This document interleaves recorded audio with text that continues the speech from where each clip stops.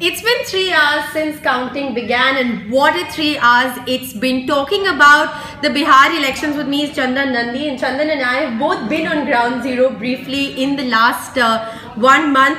Chandan, first reaction. Well, this is a great victory for the Mahagathbandhan. One, because they were able to overcome a very bitter negative campaign that the BJP had launched, which was also tinged by communal vituperative communal sort of outbursts and other kinds of insidious campaign. And the second point is, it has the Mahagathbandhan has been able to sort of overcome also all the confusing exit polls that we got to watch over the last 2 days. That has been the single most important element of this election. Right.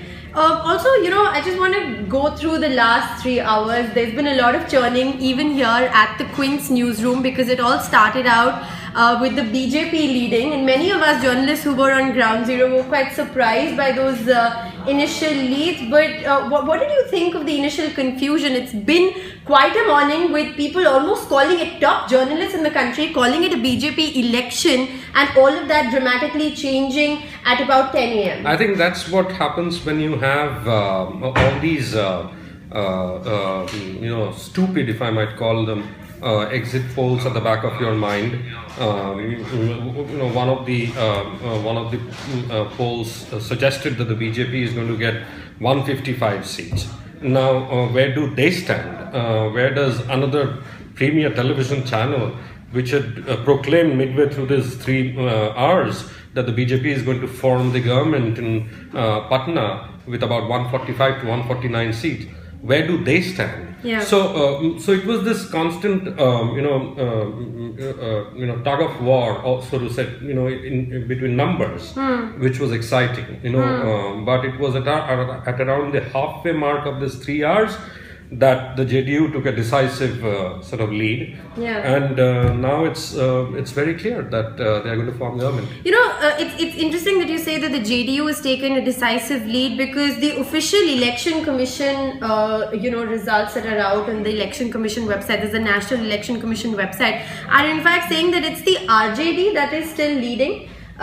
Between the combine, it's the RJD that has the first spot, the JDU that has the second spot, and the Congress about at around 10 seats. And this is at about well, this suggests that that Lalu Prasad Yadav, this was Lalu Prasad Yadav's comeback election, and his party has done amazingly well. Yeah. So that is exactly what. And both his sons are leading as well in Raghupur and Mahua. Correct. So they were trailing initially. The initial report suggested that Tejasvi Yadav was in fact trailing. And Raghupur, remember, is the family bastion of Lalu Prasad Yadav. He fought elections from there. His wife Rabri Devi fought elections from there. They were defeated last time around by a JDU candidate. Correct. And there was a lot of... and the JDU candidate switched to the BJP this time, Satish Yadav. So it's interesting, the dynamics that have played out in Tejasvi Yadav's constituency. I think what I noticed when I visited both Raghupur and Mahua constituency in Vaishali district is that the Mahagathbandhan, machinery was working very well. The Congress, the RJD and the JDU functioned as a well-oiled machine on the ground. Their workers stood united, and they really worked hard. Yeah. So, this is in fact something very interesting, because when I interviewed Meesa Bharti while I was there, I asked her that, just because Lalu and Nitish shake hands on a stage, it doesn't necessarily mean that party workers on the ground who sort of fought against each other for such a long time, and they've been arch rivals, there's been a lot of bitter animosity between these two parties, will join hands. But obviously it does appear that they managed to sort of come together and pull through. Correct. And this was again against heavy odds. What we noticed, you would probably agree with me, is that the BJP had came to this election with far deeper pockets than the Mahagathbandhan. Yeah. I mean, the kind of elements that went into their campaign suggested so. So it's almost like clawing to a victory and in a grand manner. Yeah. Chandan, something that's really interesting that's emerging right now is that I have the current leading and trailing, some interesting leading and trailing tallies in front of me. Nankishore Yadav of the BJP is trailing from Patna side. Is that at all expected? Correct. I mean, Patna was supposed to have been a sweep for the BJP. Yeah. But now it seems that overall, the BJP's tally in 2010, the BJP alone, was able to get about 92 seats in 2010. Yeah. The NDA's tally in this election is far lower than that number. That is very interesting. That is interesting. And if it ends up in the 60s or 70s, then it is egg on Amit Shah's face as well as on Prime Minister Narendra Modi's face.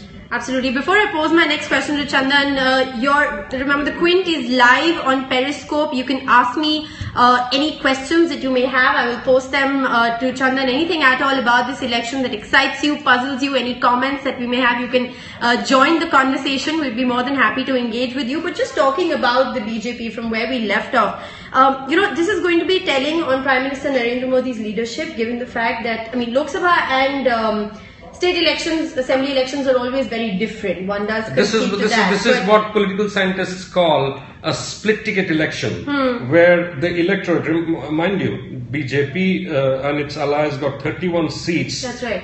In the Lok Sabha elections from Bihar. People in Bihar voted unanimously, overwhelmingly for the BJP and for Modi at the time. But they want their own chief minister. They didn't want a prime minister campaigning as in Bihar. Yeah. This is all about Bihar. This is right. This is not national elections, and that was the most interesting part of this election, where the prime minister campaigned. He was the main mascot of the BJP. And it's interesting because, from the time that you landed at the Patna airport to that huge Modi and Amit Shah poster on Absolutely. the conveyor belt where you collect your luggage, to all of Patna, and even in the interiors, from every little flag to poster to campaign merchandise, everything only had the Prime Minister and Amit Shah's photographs on it. That's right. So, what does this election really say for them? This was considered to be a litmus test for the Prime Minister. Is his popularity deteriorating? Are we too early to judge him? He's, about a year and a half into his tenure. I think his national level popularity still remains intact. Although Bihar has Bihar result is a blow.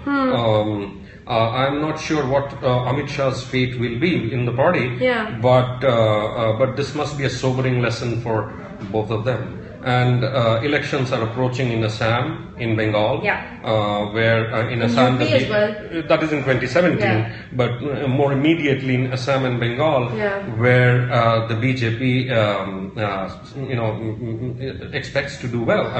But with this Bihar election, they must. But Chandan, that perhaps would call for a change in strategy. Many say that they should have put up a chief ministerial face, given the fact that they have a lot of local leaders who, like I said, didn't even feature in the campaign. They weren't even faces that people would relate to in the campaign. So that was a gamble that worked in Maharashtra, it worked in Jharkhand, it worked even in Haryana, but doesn't seem to have worked in Bihar. Bihar is quite a different ballgame. And the other significant element of this election is that it was a negative campaign on the part of the part of the BJP, a negative campaign in the face of no anti-incumbency. Right.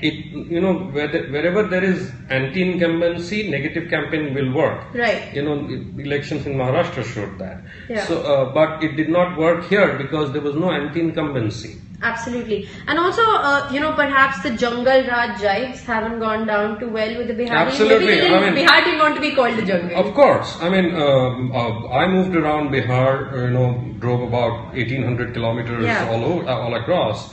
You were in Bihar. I did not see any signs of Jungle Raj. Yeah. I would give that credit to Nitish to have, singularly contributed to the improvement of law and order. Let's just talk about Nitish Kumar. third term running as chief minister, and everybody I spoke to on ground zero in Bihar, and I think we had this conversation earlier in the newsroom as well. While even people who seem to be voting for the BJP or who told us that they would want to vote for Modi, they would want to give the BJP a chance, interestingly, even those people didn't have anything negative to say against Nitish Kumar. The only negative thing that they had to say against Nitish Kumar is that they're insecure about how long this political alliance would last, whether Lalu and Nitish would be able to work together. Those were the kind of insecurities, but there were no insinuations against the man per se. Correct. I think he's a civil engineer by training, yeah. But in his political career, he has been able to do some amazing social engineering as well. Yeah. That is one. The second is, I went back to Bihar after 20 years. I was based there as a reporter in the mid-90s when the DeQodes scam happened. And at that time, there truly was no law and order. There was no governance. It was just loot and plunder. Yeah. And all at the cost of the poor people of Bihar. Yeah. But this time around, I saw very visible change, and all of this goes to Nitish's credit. Of course, Nitish was part of the NDA yeah. In his first term as chief minister and somewhere and into his second term as well. But then that credit again goes to Nitish. I think that is something that people in Bihar have woken up to realize that enough is enough.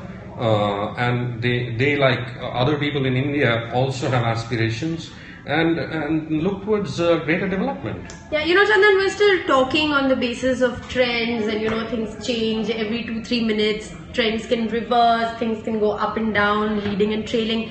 But just to talk about the very conventional way in which the Bihar election was looked at, which was a caste versus development kind of an election, and many have contested that claim. Many have said that it was not a caste versus development kind of an election. They are two diametrically opposite things that also sort of come together. Do you still believe that people across caste lines, or maybe it's too early to say that yet, have voted for Nitish Kumar?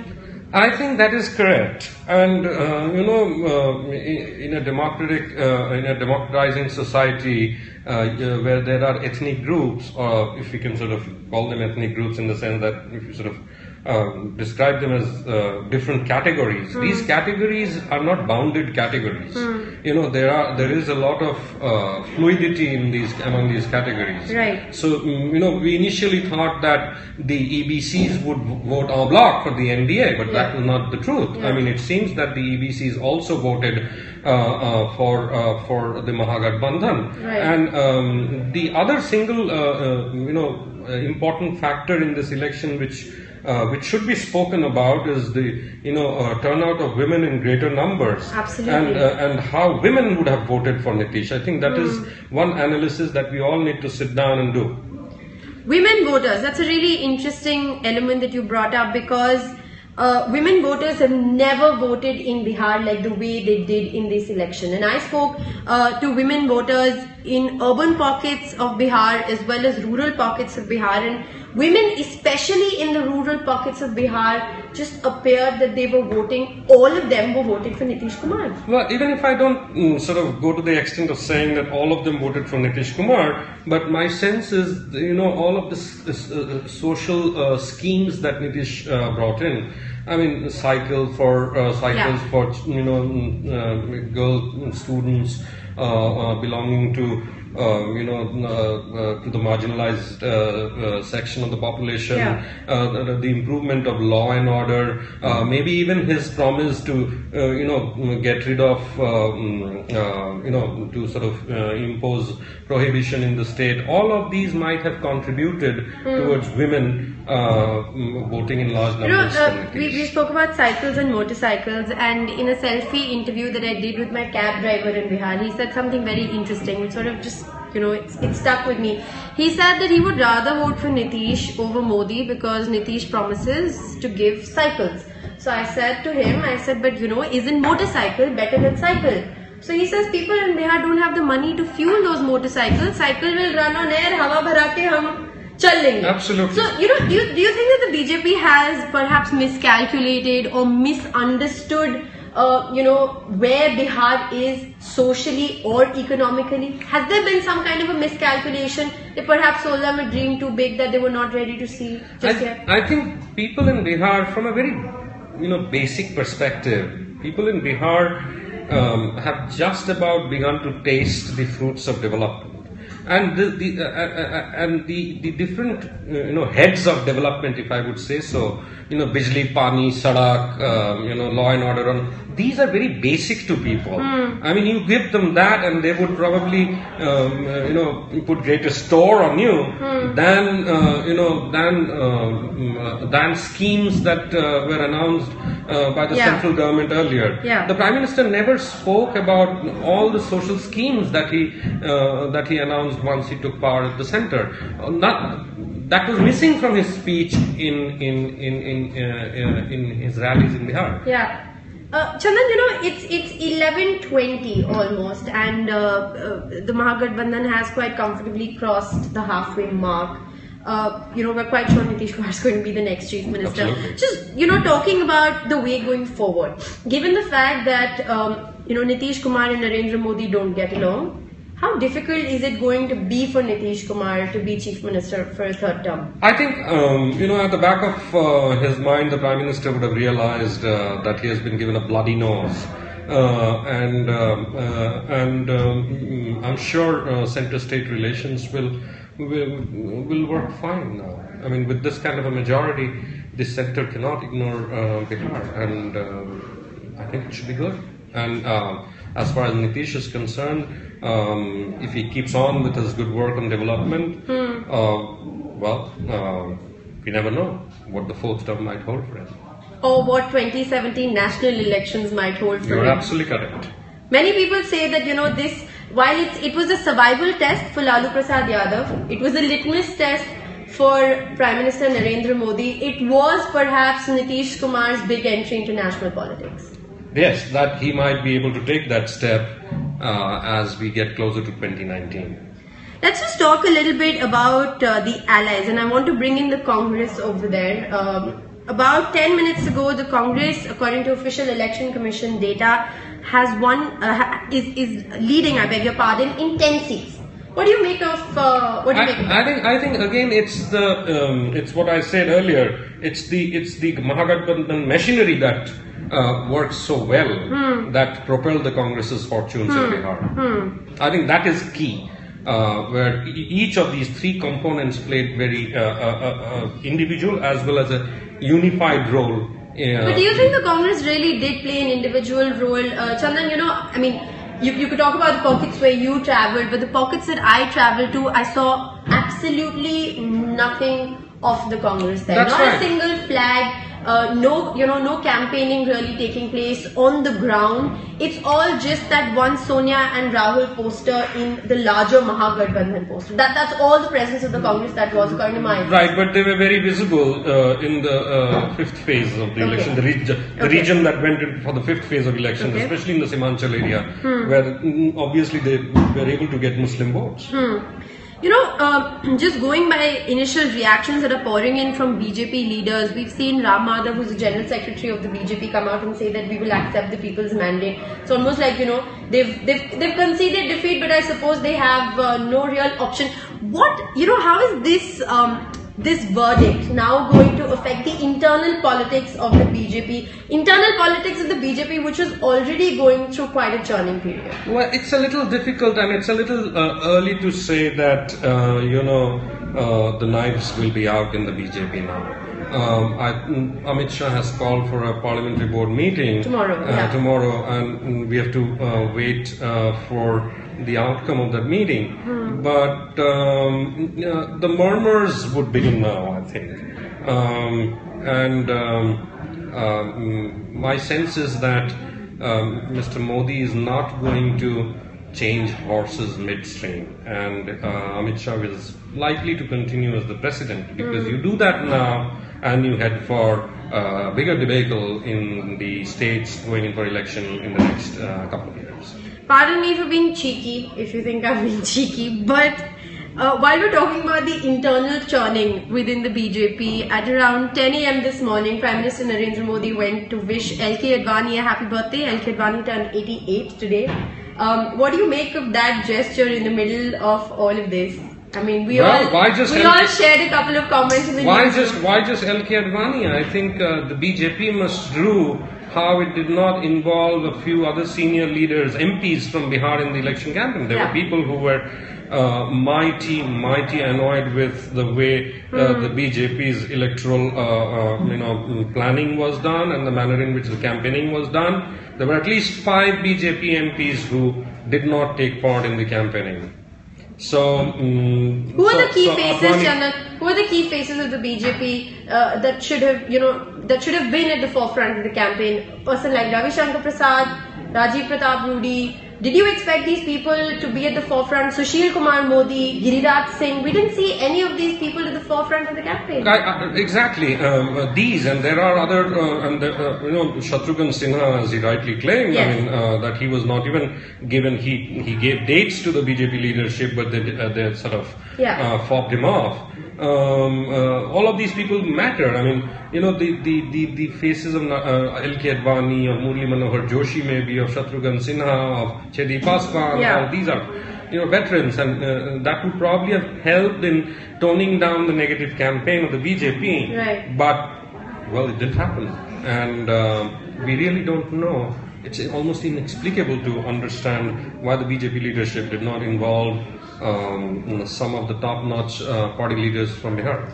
While you say that Amit Shah is not likely to go anywhere, come now or come in the next 6 months, he's pretty much likely to retain the position he has, despite Delhi and Bihar now being 2 consecutive debacles for the BJP, 2 huge embarrassments for the BJP. They went terribly wrong in Delhi, and it does appear that they haven't got Bihar right as well.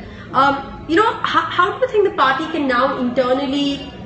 What's likely to change? I mean, as a fence sitter, it is doubtful that the elders of the party will be taken into consideration. Will they look to bring in fresher faces? What do you think is going to be the strategy? I think even if Amit Shah retains his presidentship of the party, they have to think of something different now. I mean, the negative campaign. I mean, I'm already given to understand the party is trying to use the illegal immigration issue in Assam, which has overtones of communalism in it. Now, that is not going to serve them well. They have to, if Modi came to power on the development platform, it is that particular plank that he has to stick to, and not resort to negative campaigns. That is going to hurt the BJP in its bid to increase its membership in the Rajya Sabha from the states, because Rajya Sabha is a weak spot for them.